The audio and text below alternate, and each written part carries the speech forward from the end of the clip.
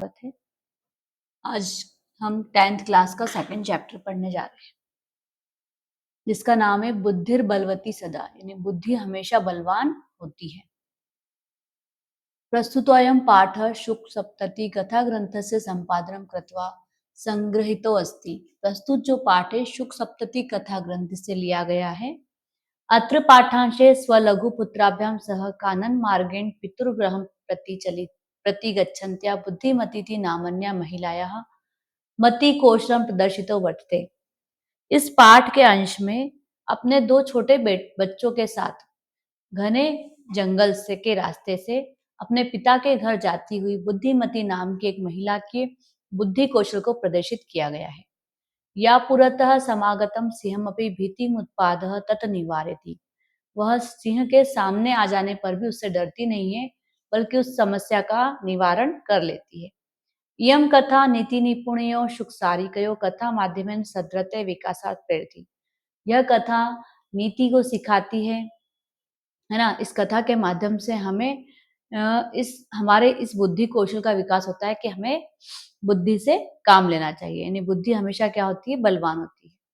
अस्ति देवलाख्यो ग्रामः, देवलाख्यो नाम का एक गांव है। तत्र राजसिंह नाम राजपुत्र वसते स्म, वहां राजसिंह नाम का राजपुत्र रहता था। एकदा केनापि आवश्यक कार्येण तस्य भार्या बुद्धिमती पुत्रद्वयो पिता पितृगृहं प्रति चलिता। एक बार किसी आवश्यक कार्य से उसकी पत्नी बुद्धिमती अपने पुत्रों के साथ अपने पिता के घर जा रही थी। मार्गे गहन कानने सा एकम व्याघ्रम दर्दश, रास्ते में बाघ रास्ते में घने जंगल में उसने एक बाघ को देखा। सा व्याघ्रम आगच्छतम दृष्टवा, है ना, बाघ को आता देखकर दाष्टर्यात पुत्रो चपेटया प्रहत्य जगात, उसने क्या किया, बाघ को आते देखकर उसने धृष्टता से दोनों पुत्रों को थप्पड़ मारकर कहा, कथमेक केकशो व्याघ्र भक्षणाय कलहम कुरुत, यानी एक ही बाघ को खाने के लिए क्यों झगड़ा कर रहे हो, एक ही बाघ को खाने के लिए क्यों झगड़ा कर रहे हो। अयमेक स्ता द्विभज्य भुज्यताम, यानी इस एक बाघ को ही बांट कर खा लो। पश्चात अन्यो द्वितीय कश्च लक्ष्यते, है ना, यह और बाद में मैं अन्य कोई दूसरा कोई ढूंढा जाएगा, यानी अभी तो एक बाघ है, इसी को बांट कर खा लो। इति श्रुत्वा व्याघ्रमारे काचिदेयमिति मत्वा व्याघ्रो भयाकुलचितो नष्टः। अब यह सुनकर कि यह कोई बाघ को मारने वाली है, यह समझकर बाघ व्याकुल होकर भाग गया, डरकर भाग गया वहां से।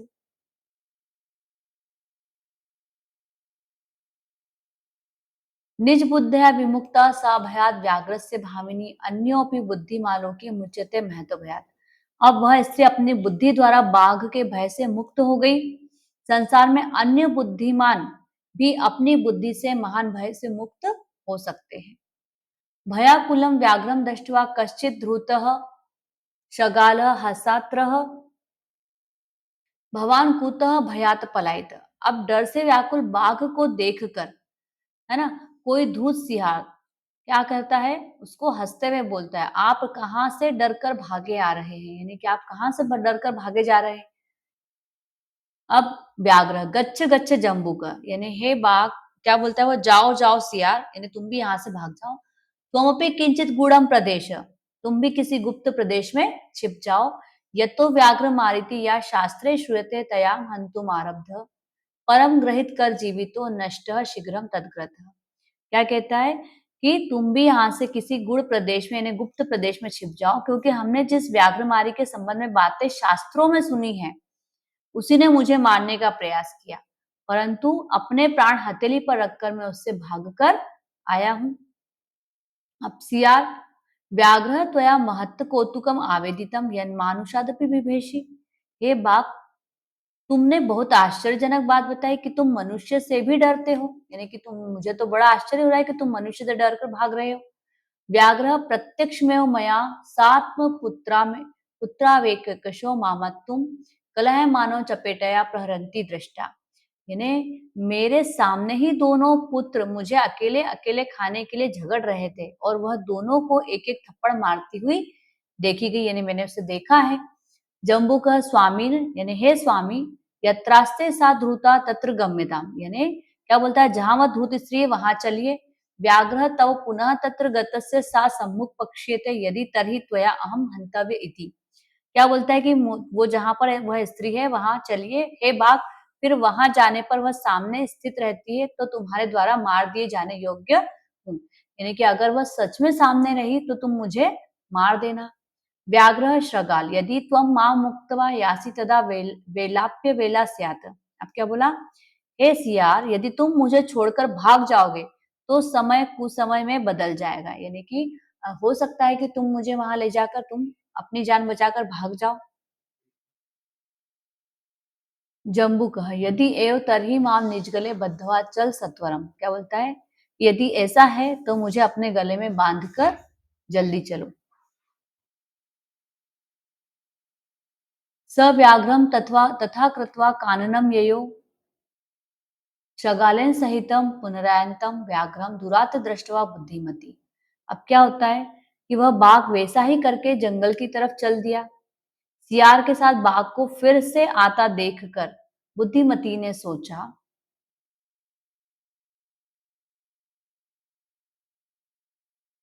जम्बूकृतोत्साहात् व्याघ्रात् कथम मुच्यताम, है ना। उसने सोचा सियार से उत्साहित बाघ से कैसे छुटकारा पाया जाए, यानी कुछ ना बुद्धि लगानी पड़ेगी। परम प्रत्युन्मति सा जम्बुक माक्षिपत्य या तर्जयन्त्युवाच रे रे धृत त्वया दत्तम महाव्याघ्रत्रयं पुरा विश्वास्य देख मानिए कथम यासी वदाधुना। अब क्या बोलता है? अब उसने सियार से देखा परंतु जल्दी से सोचने वाली स्त्री ने सियार को धमकाते हुए कहा, उसने उस सियार को से कहा कि अरे मूर्ख, रे रे धूर्त यानी हरे मूर्ख, मैंने तुझे 3 बाघ दिए थे, तूने मुझे पहले 3 बाघ दिए थे, विश्वास दिलाकर भी आज एक को लेकर आया, क्यों आया? अब बता।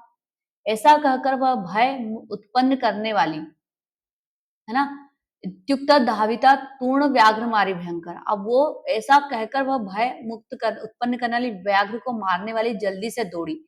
बाघ भी अचानक गले में बंधे हुए सियार को लेकर भागने लगा। जैसे ही उसने सुना कि यह सियार से बातें कर रही है तो वो क्या कर रहा, उसने वहां से भागने लगा। इत्युक्तवा धाविता पूर्णम व्याघ्र मारी भयंकर। उसने क्या सोचा, यह सचमुच बाघ को मारने वाली। व्याघ्रो अपि सहसा नष्ट गलबद्ध शगालक। इस प्रकार से बुद्धिमती ने क्या किया भाई, अब सहसा वो दोनों ही जने, क्योंकि गले में तो रस्सी बंधी थी, दोनों दौड़ रहे थे, तो क्या हुआ, गले में रस्सी बंधे होने के कारण दोनों ही मर गए। एवं प्रकारेण बुद्धिमती व्याघ्रजात भयात पुनरपि मुक्ता भवत। इस प्रकार से बुद्धिमती बाघ के भय से फिर से मुक्त हो गई। अतः उच्यते, इसलिए कहते हैं बुद्धिर बलवती तन्वी सर्व कार्येषु सर्वदा। हमेशा सभी कार्यों में बुद्धि ही बलवान होती है। ये इस चैप्टर के शब्दार्थ हैं जिन्हें आपको याद करने हैं। आगे हम बुक एक्सरसाइज पर जाते हैं। प्रश्न नंबर पहला है, बुद्धिमती कुत्र व्याघ्रम दर्दश। बुद्धिमती ने बाघ को कहाँ देखा? गहन कानने यानी घने जंगल में। भामिनी कया विमुक्ता निज बुद्धया। भामिनी यानी वह जो स्त्री थी वह कैसे विमुक्त हुई, कैसे मुक्त हुई उस बाघ से? निज बुद्धया यानी अपनी स्वयं की बुद्धि से। सर्वदा सर्व कार्येषु का बलवती, हमेशा सभी कार्यों में क्या बलवान होती है? तो बुद्धि। व्याघ्र कस्मात बिभेति, बाघ किससे डर गया था? मानुषात यानी मनुष्य से। प्रत्युत्पन्नमति बुद्धिमती किम आक्षिपन्ति उवाच, है ना। और जो बुद्धिमती थी उसने फिर से किसको डांटते हुए कहा? तो जम्बूकम यानी सियार। अब आते प्रश्न नंबर 2 में, आपके अधोलिखित नाम प्रश्न नाम यानी सेंटेंस में आंसर देने वाले। तो इनके आंसर हम अभी यहाँ पढ़ेंगे। बुद्धिमती केन उपेता पितुर्गृहम प्रति चलिता। बुद्धिमती किसको लेकर अपने पिता के घर की ओर चली गई?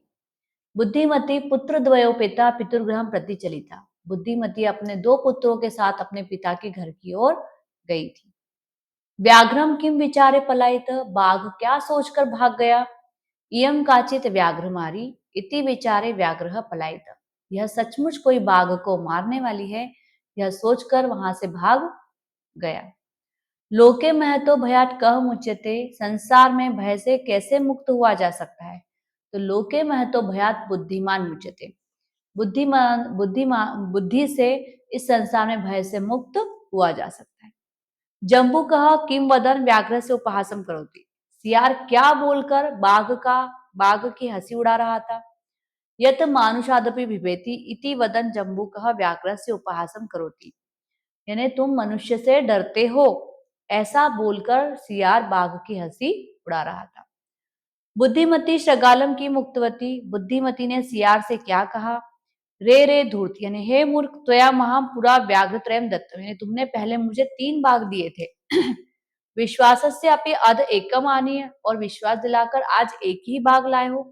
कथम यासी इति अधुनावत इति उक्तवती, है ना। इस प्रकार से वह क्या कर रही थी? बाघ को डांट रही थी। तो ये थे आपके एक वाक्य एक के प्रश्न उत्तर। अब हम जाते हैं प्रश्न नंबर 3 पर। प्रश्न नंबर 3 है आपका प्रश्न निर्माण, जहां जो ब्लैक डार्क अक्षरों से लिखे गए शब्द हैं उनको हटाकर आपको प्रश्न का निर्माण करना है। लिखा है तत्र राजसिंह नाम राजपुत्र वसति स्म, वहां राजसिंह नाम का राजा का पुत्र रहता था। तो वहां किस नाम का? तो आ जाएगा किम। तत्र किम नाम राजपुत्र वसति स्म। बुद्धिमती चपेटया पुत्रो प्रहतति, बुद्धिमती चाटे मारते हुए पुत्रों को डांटती है। तो क्या करते हुए? तो कया। ठीक है, चपेटया हटाकर आप लिख देंगे कया। व्याघ्रम दृष्टवा धूर्त शृगाल अवदत्, बाघ को देखकर मूर्ख शृगाल कहता है। बाघ ने, सियार ने कहा। तो किसने किसने कहा? क्या देखकर? तो कम। कम दृष्टवा धूर्त शृगाल अवदत्। तुम मानुषात विभेषी, मानुषात को हटाकर लिखेंगे तुम मनुष्य से डरते हो। तो किससे डरते हो? तो कस्मात, मानुषात की जगह आ जाएगा कस्मात। पुरा त्वया महाम व्याघ्र त्रयम दत्तम, तुमने मुझे 3 बाघ लाकर दिए थे। तो मुझे किसे? तो किसे के लिए लगाएंगे? कस में। ठीक है। अब ये जो अगला क्वेश्चन है इसमें लिखा है अधोलिखितानि वाक्यानि घटनाक्रमानुसारेण योजित। घटनाक्रम से जमाना है, मतलब हमने चैप्टर पढ़ा है तो उस चैप्टर के अनुसार आपको इन वाक्यों को इस प्रकार से अरेंज करना है कि चैप्टर में पहले क्या हुआ था, फिर क्या, उस प्रकार से उसको नंबरिंग देनी है। जैसे सबसे पहले इस चैप्टर में बुद्धिमती पुत्रद्वयन उपेता पितृगृहम प्रति चली था। बुद्धिमती अपने दोनों पुत्रों को लेकर पिता के घर की ओर गई। उसके बाद मार्गे सा एकम व्याघ्रम अपश्यत, रास्ते में उसको एक बाघ दिखाई दिया था। फिर उसके बाद व्याघ्रम दृष्टवा सा पुत्रो ताड़यति, बाघ को देखकर वो अपने पुत्रों को डांटती है। अधुना एक में व्याघ्रम विभज्य भुजता, मैं अभी तुम्हें एक बाघ को मारकर बांटकर दे दूंगी। इसके बाद व्याघ्र व्याघ्र मारी इयमेति मत्वा पलयित, बाघ यह सोचकर भाग गया कि यह कोई बाघ को मारने वाली है। फिर 5th नंबर पर जम्बू कृतोत्साह व्याघ्र पुनः कानम, जम्बू सियार के उत्साह से बाघ फिर से जंगल में आ गया था। इसके बाद प्रत्युत्पन्नमति सा शकालम आक्षिपंती उवाच, है ना, बुद्धिमती ने फिर से अपना बुद्धि का इस्तेमाल करते हुए सियार को डांटते हुए कहा। इसके बाद आएगा त्वम व्याघ्र त्रय मानितुम प्रतिज्ञा एक में मानितम, यानी कि तुमने मुझे 3 बाघ लाने की प्रतिज्ञा की थी और एक ही लेकर आए हो। ये 7 नंबर पर आ जाएगा। 8 नंबर पर आ जाएगा गलबद्ध शृगालक व्याघ्र पुनः पलायत, गले में बंधे हुए सियार को लेकर बाघ फिर से भाग गया। तो ये थे घटनाक्रम अनुसार जमाने वाले। इसको इसी प्रकार से आप अरेंज करेंगे, या तो नंबरिंग करेंगे या तो फर्स्ट नंबर पर क्या आएगा उसे लिखेंगे, फिर सेकंड पर जो आएगा इस प्रकार से उसको अरेंज करके लिखेंगे। अगला प्रश्न है संधि विच्छेद। ठीक है, संधि विच्छेद करना है इसको, कुछ तो संधि दी हुई है उसको जोड़कर लिखनी है। तो पितुर्ग्रहम का आ जाएगा पितुः प्लस ग्रहम, एक एक का आ जाएगा एक प्लस एक, अन्योपि अन्यः प्लस अपि, इत्युक्तवा का इति प्लस उक्तवा, यत्रास्ते यत्र प्लस आस्ते। अगला प्रश्न है प्रश्न नंबर 6, अधोलिखिता नाम पदानाम अर्थः कोष्टका चित्वा लिखत। यहाँ पर जितने भी पद दिए गए उनके अर्थ कोष्टक में लिखें, जो सही है उसके ऊपर आपको टिक करना है। दर्दश यानी देखा तो दृष्टवान, जगाद यानी कहा तो अकथयत, ययो यानी गया तो गतवान, अतुम यानी खाया खादितुम, मुच्यते यानी मुक्त हुआ मुक्तो भवति, ईष्यते यानी देखा पश्यति। ठीक है। अब पाठाचित्वा पर्याय पदम लिखत, पाठ से चुनकर पर्यायवाची शब्द लिखिए। वनम यानी जंगल, इसका संस्कृत में हो जाएगा काननम। शृगाल यानी सियार, तो शृगाल को और क्या कहा गया है? जम्बूकः। शीघ्रम यानी जल्दी, इसका हो जाएगा सत्वरम। पत्नी का भार्या, गच्छसि यानी गया, जाता है यासी। अब विलोम शब्द लिखने हैं। पाठा चित्वा विपरीतार्थक पदम लिखत। प्रथमः द्वितीय, प्रथम यानी पहला, द्वितीय यानी दूसरा। उक्तवा यानी बोलना, श्रुतवा यानी सुनना। अधुना यानी पहले, पश्चात यानी बाद में। अवेला का वेला, बुद्धिहीना जिसमें कोई बुद्धि ना हो, बुद्धिमती यानी बुद्धिमान। ठीक है, यहाँ पर ये आपका चैप्टर कंप्लीट होता है। इस चैप्टर से रिलेटेड आपके कोई भी क्वेश्चन हो तो आप कमेंट्स में जरूर पूछें, हम उसके उत्तर जरूर देंगे। और ये वीडियो आपको अच्छी लगी तो प्लीज इसे लाइक करें, सब्सक्राइब करें और अपने दोस्तों के साथ शेयर करें। Thank you.